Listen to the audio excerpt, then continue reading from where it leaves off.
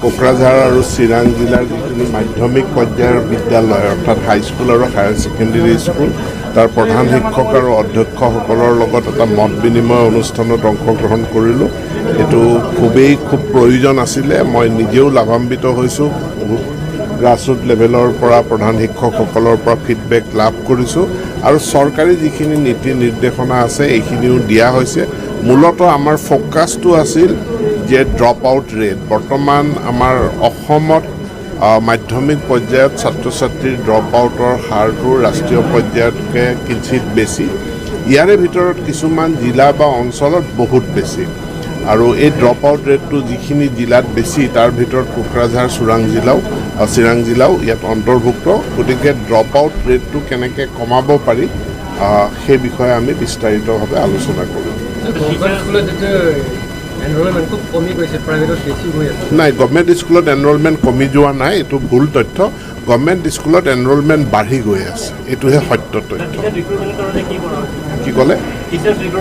Teacher recruitment চলি আছে। আজি BTCৰ চিফ প্ৰমোদ বড়োৱে ঘোষণা কৰিছে অহা 1.5 মাহৰ ভিতৰত হাইস্কুলত 1477 গৰাকী শিক্ষকৰ নিযুক্তি BTC অঞ্চলত হ'ব।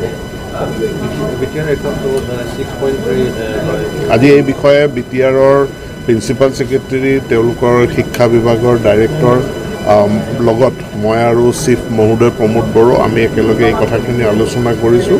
অচিৰেই ইয়াৰ এটা সমাধান ওলাব। Sir, what about the single teacher and zero size teacher? Any step will be taken by the government? This rationalization process is going on because first we completed the teacher transfer. Already we have completed transferring around 32,000 teachers, including mutual transfer. Now the teacher transfer is completed, rationalization process has begun, it has started. Sir, any step will be taken for the new education policy from the... New education policy is a very big subject. It is implemented, it is over a period of long duration. The policy should be implemented up to 2035 and we are ahead of the milestones. এইটো BTC প্ৰশাসনে ব্যৱস্থা গ্ৰহণ কৰিব। এইটো ভূমিৰ বিষয়টো ষষ্ঠ অনুসূচী, এইটো এটা ট্ৰেন্সফাৰ্ড ছাবজেক্ট। গতিকে BTC প্ৰশাসনে এই ক্ষেত্ৰত উপযুক্ত সিদ্ধান্ত